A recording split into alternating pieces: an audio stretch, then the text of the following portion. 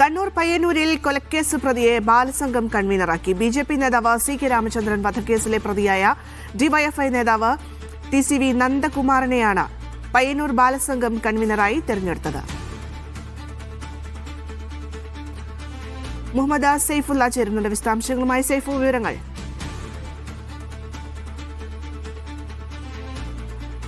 ഭദ്ര, കഴിഞ്ഞ ദിവസം ചേർന്ന യോഗത്തിലാണ് ടി.സി.വി. നന്ദകുമാറിനെ ബാലസംഘം കൺവീനറായി തെരഞ്ഞെടുത്തത്. ഇയാൾ ബി.ജെ.പി നേതാവായ സി.കെ. രാമചന്ദ്രൻ വധക്കേസിലെ പ്രതിയാണ്. 2016 സി.കെ. രാമചന്ദ്രന്റെ കൊലപാതകം നടക്കുന്നത്.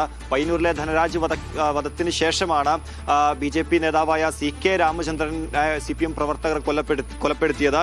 അതിൽ ഈ നന്ദകുമാർ ഉൾപ്പെടെ 8 പ്രതികളാണ് ഈ കേസിലുള്ളത്. ഇയാൾ ഇപ്പോൾ പോലീസിനെ ബോംബെറിഞ്ഞ കേസിൽ ജയിലിൽ കഴിയുകയാണ്. അതിനിടയിലാണ് ഇയാളെ ബാലസംഘത്തിന്റെ കൺവീനറായി തെരഞ്ഞെടുത്തത്. പയ്യന്നൂർ വെള്ളൂർ വെസ്റ്റ് വില്ലേജിന്റെ ചുമതലയാണ് ഇയാൾക്കുള്ളത്. ഇയാൾ ജയിലിൽ കഴിയുമ്പോൾ തന്നെയാണ് ഡിവൈഎഫ്ഐയുടെ ബ്ലോക്ക് ഭാരവാഹിയായും ഇയാളെ തെരഞ്ഞെടുത്തത്.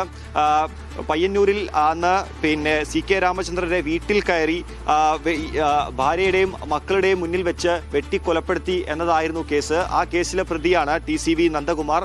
ഇയാളെയാണ് ഇപ്പോൾ ബാലസംഘത്തിന്റെ കൺവീനറായി തെരഞ്ഞെടുത്തിരിക്കുന്നത്.